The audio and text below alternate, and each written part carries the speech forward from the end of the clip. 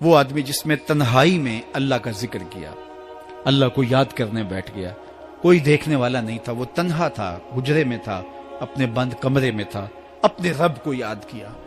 اللہ کی یاد کرتے کرتے اس کی آنکھوں سے آنسو ٹپکنے لگے، اس کی آنکھیں آنسوؤں کا خراج دینے لگی۔ تو میرے اور آپ کے آقا و مولا نے فرمایا کہ یہ آنسو اتنے قیمتی ہیں، ان آنسوؤں کے بدلے میں قیامت کے دن اسے عرش الہی کا سایہ نصیب ہوگا، عرش الہی کا سایہ اسے نصیب ہوگا ان آنسوؤں کے بدلے میں۔ رومی علیہ رحمہ فرماتے ہیں جہاں پانی گرتا ہے وہاں سبزہ اگتا ہے، جہاں آنسو گرتے ہیں وہاں رحمت اترتی ہے۔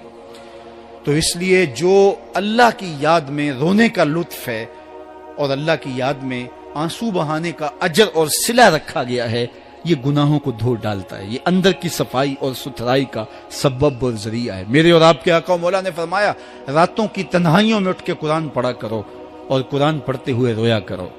پھر فرمایا فَإِلَّمْ تَبْكُوا فَتَبَاكُوا، اگر رونا نہ آئے تو رونے کی کوشش کیا کرو۔ حضرت داتا گنج بخش علی حجویری سے ایک مرید نے کہا حضرت اگر رونے کی کوشش کریں پھر بھی رونا نہ آئے، فرمایا پھر اپنے مقدر پہ رویا کرو۔ تم اتنے سنگ دل ہو گئے ہو کہ تمہاری آنکھیں آنسوں کا خراج نہیں دیتی۔ جو رونا نہیں جانتا وہ اللہ کی رحمتوں کو اور اللہ کی کرم نوازیوں کو کیسے سمیٹ پائے گا؟ بچہ روتا ہے تو ماں دودھ دیتی ہے، جب بندہ اللہ کے حضور الہو زاری کرتا ہے، عجز کرتا ہے، انکساری کرتا ہے تو اللہ کی رحمتوں کو جوش آتا ہے اور اللہ تعالیٰ کی رحمتیں اس پہ برستی ہیں اور اس کے نہ صرف گناہ معاف ہوتے ہیں بلکہ اللہ تعالیٰ اس کے گناہوں کو بدل کے نیکیوں میں تبدیل کر دیتا ہے۔ ایک فقیر تھا، ملنگ درویش، اللہ کا بندہ، اس کی عادت یہ تھی کہ اپنے ڈیرے پہ آنے والوں کو کھلاتا، ان کو پلاتا، ان کی ضروریات کا خیال رکھتا، لیکن ان کو مالی آسودگیاں نہیں تھی۔ ہوتا یہ تھا کہ بعض اوقات لوگ آتے تو ادھار لے کر کے وہ لوگوں کو کھلا دیتا۔ خیر چونکہ فقیر کا مزاج یہ ہوتا ہے کہ لوگ آئیں اس کے ڈیرے سے کھائیں، بابا بلے شاہ نے بھی کہا تھا نا، اٹ کھڑک کے دکڑ بجے تتا ہووے چلا، آن فقیر کھا کھا جاون راضی ہووے بلا۔ یہ فقیروں کا مزاج ہے، تو جو بھی آتا اس کے ڈیرے سے کھاتا اور وہ ادھار اٹھا اٹھا کے لوگوں کی ضروریات کو پورا کرتے رہتے۔ وقت آخر آ گیا، جن لوگوں نے ادھار دیا تھا وہ سارے تقاضا کرنے آ گئے۔ اب بابا جی کو کیا فکر لاحق ہے کہ یہ میرے مہمان اور میں ان کو کچھ پیش کرنے کی صلاحیت نہیں رکھتا۔ ایک بچہ تھا، وہ کچھ سامان بیچ رہا تھا، پتیسا بیچ رہا تھا یا کوئی اور چیز بیچ رہا تھا۔ اس نے گلی سے گزرتے ہوئے آواز لگائی، خادم کو کہا سے بلا کے لاؤ، کہا تم بیچ رہے ہو تو میرے مہمانوں کو کھلا دو۔ بچہ بڑا خوش ہوا کہ میں سارا دن گلیوں میں گھوم کے یہ پتیسا بیچنا تھا، اب یہ ایک جگہ ہی سارا فروخت ہو گیا تو یہ تو موج لگ گئی، میں جلدی گھر چلا جاؤں گا، میری ماں خوش ہو گئی۔ تو سارا ان مہمانوں کو کھلا دیا گیا اور اس کے بعد کہا بابا جی پیسے؟ کہا تم بیٹھ جاؤ، جب ان کو ملیں گے تو تجھے بھی مل جائیں گے۔ وہ بیٹھ گیا، 2 4 10 منٹ بیٹھا تو بچہ تھا، پھر کھڑا ہو گیا، بابا جی پیسے؟ کہا جب ان کو ملیں گے تو تجھے بھی مل جائیں گے۔ پھر آدھا گھنٹہ گزرا تو پھر اس نے کہا بابا جی پیسے؟ میری ماں میرا انتظار کر رہی ہے، ہمارے گھر کا چولہا اسی سے جلتا ہے، میں یہ پیسے لے کر جاؤں گا اور میری ماں کوئی ہنڈیا خریدے گی اور ہم شام کا گھر کا کوئی سلسلہ کریں گے۔ کہا بیٹا جب ان کو ملے گا تو تجھے بھی مل جائے گا۔ بچے نے رونا شروع کر دیا، یتیم بچہ تھا، اس کا سارا آسرا یہی تھا، اس نے رونا شروع کر دیا۔ جب بچہ رویا اللہ کی رحمت کو جوش آیا، کوئی مرید نذرانہ لے کے ان بزرگوں کے پاس آ گیا اور اشرفیوں کی بھری ہوئی تھیلی پیش کی۔ وہ اتنے پیسے تھے کہ اس بچے کو بھی دیے، جتنے لوگ آئے تھے سب کا قرض چکایا، کہا جاؤ گھروں کو۔ تو سب نے کہا بابا جی ہم صبح سے بیٹھے ہوئے تھے تو یہ نذرانہ دینے والا صبح سے نہیں آیا، تو اب کیسے آ گیا؟ کہا صبح سے تمہارے اندر کوئی رونے والا نہیں تھا، ایک رونے والا آیا تو باقیوں کا بھی کام بن گیا۔ بعض اوقات کسی ایک شخص کی وجہ سے باقیوں کی خطائیں بھی معاف ہوتی ہیں۔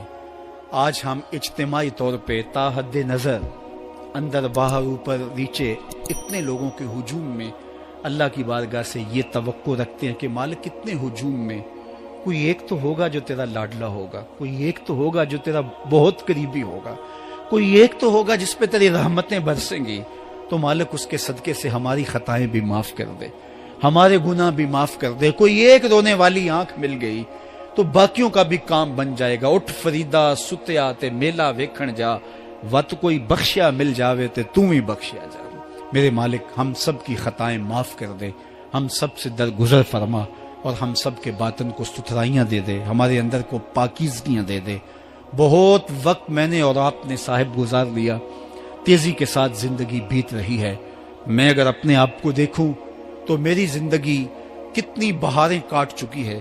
اگر آپ اپنے آپ کو دیکھیں, کوئی 60 سال, کوئی 20 سال, کوئی 25 سال, زندگی تیزی کے ساتھ گزر رہی ہے. بندہ جب سوچتا ہے کہ میں 40 سال کا ہو گیا ہوں تو آگے میری زندگی کے اگر 30 سال بھی ہیں تو 30 سال تو کافی ہیں, لیکن وہ پیچھے اگر پلٹ کے دیکھے تو 40 سال یوں گزر گئے جس طرح چٹکی بجائی جاتی ہے. جب چٹکی بجانے کے وقت میں 40 سال گزر گئے محسوس ہوتے ہیں, تو جو باقی 30 سال اگر ہوئے بھی, وہ تو گمان ہے میرا, وہ تو گمان ہے آپ کا. ہمیں تو ایک سانس کا بھی نہیں پتا. پوچھا گیا زندگی اور موت کے بارے میں کیا خیال ہے, کہا فجر پڑی ہے, پتہ نہیں ظہر پڑھ سکیں گے یا کہ نہیں. کہا اتنی لمبی امیدیں لگائے بیٹھے ہو, کہا ظہر پڑی ہے, پتہ نہیں عصر پڑھنے کا موقع نصیب ہوتا ہے کہ نہیں. کہا یہ بھی طول عمل ہے. ایک بولا عصر پڑی ہے, پتہ نہیں مغرب پڑھ سکیں گے یا کہ نہیں. کسی نے کہا ایک رکعت پڑی ہے, پتہ نہیں دوسری رکعت بھی پڑھنا نصیب ہوتی ہے یا نہیں. کہا یہ سب تمہارے منہوں کی باتیں ہیں. میں تو کہتا ہوں ایک طرف سلام پھیرا ہے, پتہ نہیں دوسری طرف سلام بھی پھیر سکیں گے یا کہ نہیں. کیا موت اتنی قریب نہیں ہے؟ ہم نے اپنی آنکھوں کے سامنے لوگوں کو جدا ہوتے یوں نہیں دیکھا ہے. ہم کہتے ہیں اس کی خبر سنا رہے ہو موت کی, یہ تو میں نے ابھی سبزی والی دکان پہ دیکھا تھا. لیکن جب موت آتی ہے تو ایک لمحے کا تقدم اور تاخر نہیں ہوتا. تو صاحب آئیے اپنی زندگی کو اللہ اور اس کے رسول کی راہوں پہ ڈالیں. آج وقت ہے, آج موقع ہے, آج توبہ کا دروازہ کھلا ہے, کل سب کچھ نہیں ہوگا. آج اس کی رحمتیں آواز دے رہی ہیں. آج وقت ہے, وقت پر کافی ہے ایک قطرہ بھی آب خوش ہنگام کا. جل گیا جب کھیت برسا می تو پھر کس کام کا. اب آئیے سنیے, اس کائنات کے اندر ہمیں وہ خواتین ملیں گی جو پردے کے پیچھے تھی, لیکن پردے کے سامنے ماں نہیں آئی, عبد القادر جیلانی آئے. ماں پردے کے پیچھے تھی, پردے کے سامنے فرید الدین گنج شکر آئے. ماں پردے کے پیچھے تھی, مہر و ماں نے بھی آنچل نہیں دیکھا, لیکن پردے کے سامنے کربلا میں حسین ابن علی آئے. تو یہ پردے کے سامنے آئے, وہ پردے کے پیچھے تھی. تو جب مائیں پردے کے پیچھے ہوں تو پھر بیٹے جو ہیں وہ پردے کے سامنے آ کے وہ نقش ثبت کرتے ہیں کہ جو لوگوں کے زندگی کے نقوش کو جو ہے وہ اجال دیتے ہیں اور تقدیر بدل دیتے ہیں.